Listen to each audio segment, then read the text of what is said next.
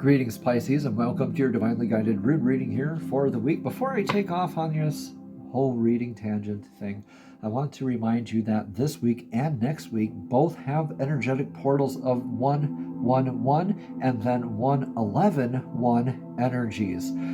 Huge manifestation portals. Please take that how it resonates. Leave what doesn't. Getting into this with your energetic near past is the Rune of Althala.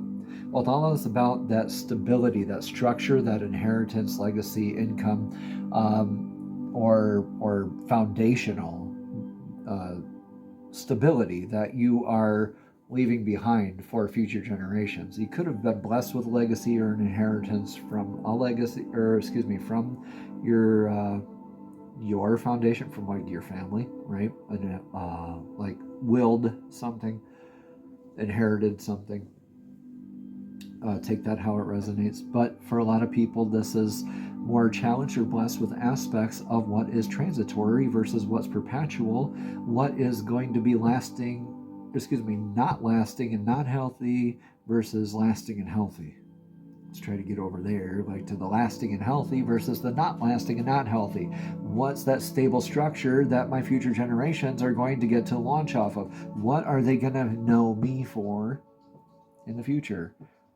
Is it a nice paradigm shift? Is it a thought process? Is it a spiritual practice? Is it a school? I don't know. Take what resonates, leave what doesn't. But Pisces, this is diligent work. This is strong. I see you being like fortifying yourself in the past. In my mind's eye, I see you like doing the work to really build up your foundation, like having a good launching point into what your next endeavor is, what your next step is, whatever that is in life.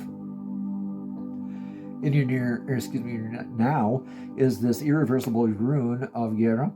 Yera is the rune of the year, of the harvest, of the cycles, beginnings and endings and beginnings simultaneously occurring. At the end of the year, when we make a harvest, it is time to evaluate, right? Learn those lessons of our actions. The actions that we took with the seeds that we planted are a direct result of what we harvested.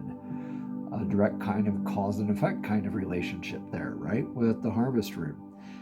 And with this, it's also very much knowing that endings make beginnings, beginnings make endings. This is a very, in these transitional times, and now with this cycle that you're going through, right, like the beginning of this year, we do a lot of assessment, of learning, of reflection. This is kind of that energy right now too.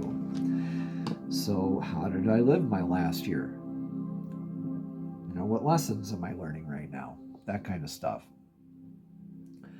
In the future here, in the energetic near future, is the horse rune, pilgrimage, inner and outer. I don't segregate them.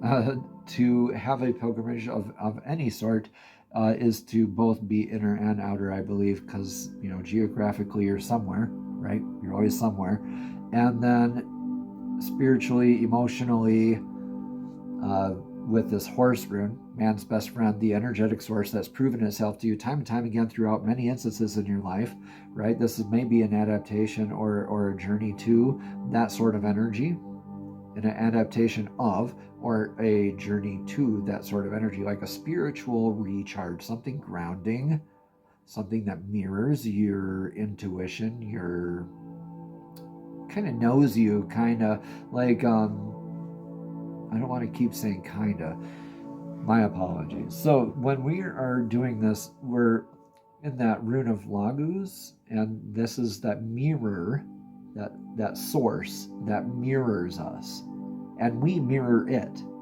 We're recognizing that maybe this is the divine within you, your higher self, your relationship thereof. Maybe this is you realizing that this is somebody that is part of your legacy work, or something, another energy that proves itself to you through this assessment period. And you're like, yep, okay, that became this now. Yeah, that became this energy that I now trust, that I now can call friend, can call partner, can call, yeah, my spiritual recharging. This could also be a call to travel to a place like Machu Picchu, Stonehenge, something like that, spiritual recharging. For some people, it's something as simple as an ice cream shop, though. For me, it's more like at the bottom of a tree next to a river, just meditating, sitting there chilling. So take that how it resonates. Pisces, leave what does not. Also, let me know in the comments below how this is all feeling for you. And the now energy influence is how we are addressing things thoroughly. This is theorisas. Theorisas can be interpreted a few different ways. I like to interpret this as the hammer, like Mjolnir, like Thor's hammer. It's so swift and just and true, like your actions ought to be, and very thorough. Once the hammer swing starts, it doesn't stop. The hammer can build, it can destroy, it can protect, just like you. So that's the energetic influence of it now, being very thorough with that energy.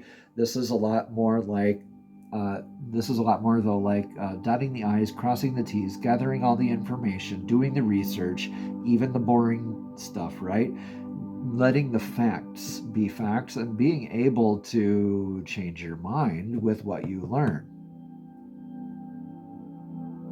Maybe you're uncovering something about your family past, or maybe you're looking at moving forward with this legacy, and maybe this energy of this is the name of the room, the horse room, right? Maybe the Ewa's energy is already present in your life, but this is now you saying, okay, yes, I'm adapting into this.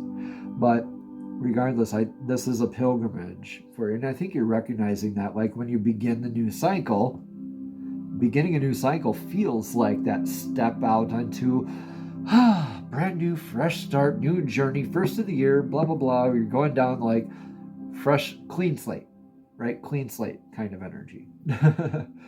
If this reading resonates, consider a private session to explore your path, your energy, and the guidance of the runes more deeply.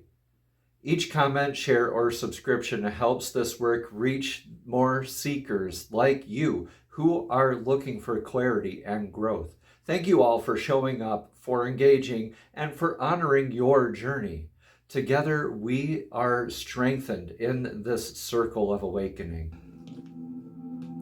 All right, so in your advice for the now is just be in flow, being still grounded, but divinely connected, and in your intuition with your divine downloads there, and stay in flow. Laguz is the lake, the rune of the lake, water, the sea, flow, dowsing with water, ceremony with water. This is calling in divine feminine healing work as well. This is the divine feminine's rune. It's nicknamed as well because of the primordial life-giving forces of water. The intuitive know how to create and to nurture like the divine feminine, right? The emotional stability, the intuitive know-how to be able to do that, right? So this is embodying that kind of energy, right? Out there to be divine in that divine feminine healing work, but also recognizing that we have divine feminine and masculine aspects in all of us. So also adopting into healthier divine feminine aspects for all of us, myself included, right? I'm a guy, I have a divine feminine aspect. If I have a Pisces part of my chart, I'm going to look at that and say, oh, okay, yeah. So take that how it resonates. This is a lot of emotional healing work. Emotional healing work and intuition, confirmation. Okay, remember how this is like Laguz already is somebody that mirrors you. You can see that in this Ewas now. Did somebody do you dirty here in the past here, Pisces? Or are you feeling just more like, where's that oomph? Where's that what I used to believe in? Let's thoroughly look at this. Let's learn our lessons and start fresh this year. Do this journey together, being in flow. Divinely guided is the way to go here, Pisces. Okay? So let's see what your rune is for the energetic the outcome for this, beautiful. Mwah. Chef's smooch on that. I wanted almost a kiss. Well, smooch, kiss, whatever. This is like the cherry on top of your sundae. Like, this is Gabo. This is the rune of gifts, divine partnership, blessed reciprocity, the yin and yang balancing out, represented one energy directly and perfectly in measure, not opposed, but in reciprocity with its counterpart, with its opposite. So this is beautiful. This is receiving a gift, receiving gifts, also being in the divine give and take, knowing that this is a beautiful partnership energy, like Two of Cups in the tarot, or the Lover's card in tarot. This is a start of maybe a new friendship, a new partnership, a new relationship, or refresh with yourself, your divine self, your divine source blueprint, interdimensional beings if you're into that.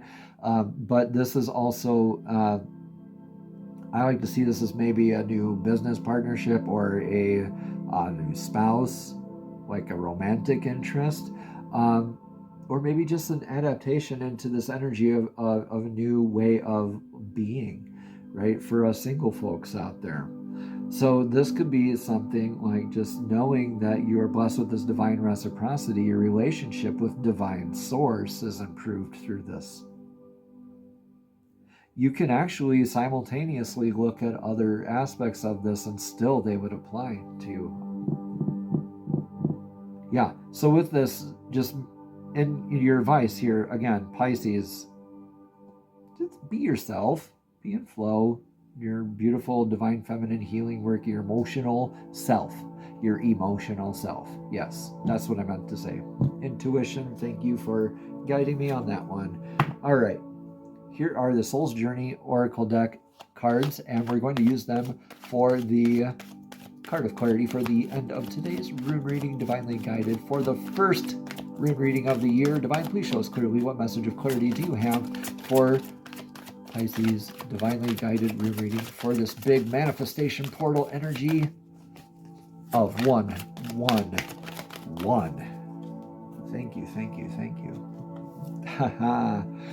Success. You are not the only one to get this card today. If you're a cross watcher, read your sun, moon, rising signs, maybe even your Venus if you're into that. Okay, so success says, I know that there is no greater goal than to love. Success. All right, let's read more about the card of success. So this is confirmation out there for a lot of us that this gift, it's like your success. It's like what you've been working towards. This is, I think this, is a divine partnership, divinely guided. I think this is a romantic interest for a lot of you out there. Maybe a business partnership that it takes you away from home. Okay. Again, take what resonates, leave what doesn't.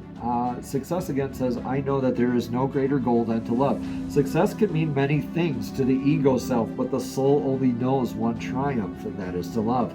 Pisces, your soul is no longer, when your soul is no longer manifested in the physical dimension, it is a time of reflection on how successful it was with that endeavor. The soul doesn't care how big your house was, how nice your car was, or how many bank accounts you had. The soul only cares about how you expressed love and compassion. Pisces, in the infinite wisdom of the universe, the more love you demonstrate, the more you will receive. Get it? And even your ego's definition of success is then altered. So your notion of how you would be perceived as successful will even change, and the material things that you thought would make you happy no longer have the same appeal. Namaste. Have a blessed and abundant week.